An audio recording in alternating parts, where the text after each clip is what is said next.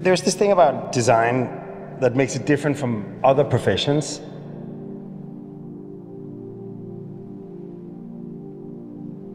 We're born in a building, we live in a building, we go to work in a building. So somehow we are in this kind of incredibly manufactured world, and if it doesn't fit with the way you want to live your life, if it doesn't fulfill your dreams, you actually have a responsibility to do something about it.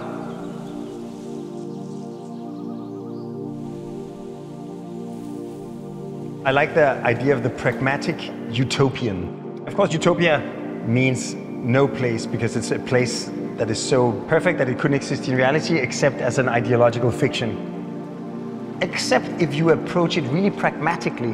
And this idea of resolving all of the practicalities of everyday life in the most poetic way possible.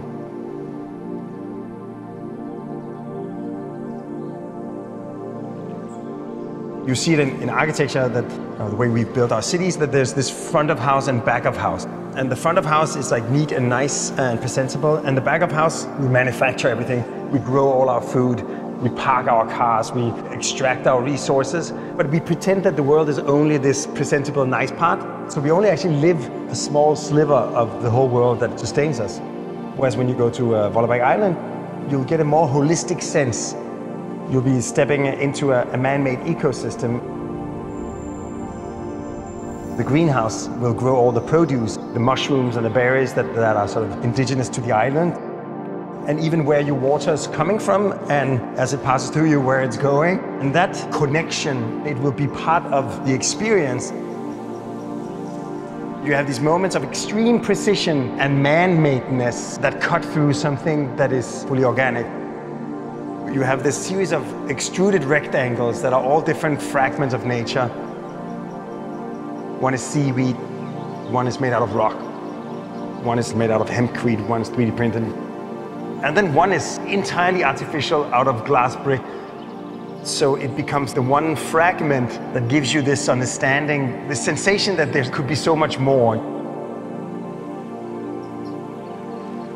Where we have the greatest energy consumption, we're not going to have a lot of solar in the kind of winter half of the year. So in that sense, geothermal is an abundant source.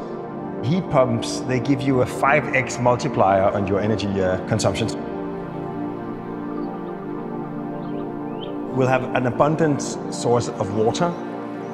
And of course, we need to deal with the wastewater we create, but happily we have a lot of ground. So you can actually have the root zones gardens that become a sort of an engineered part of the biome.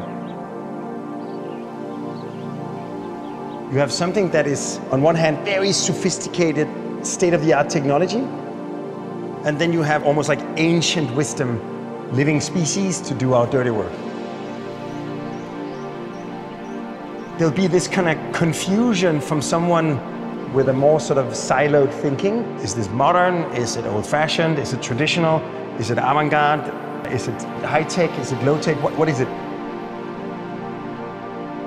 If we can solve Vollebak Island within our available footprint, we can solve the entire planet.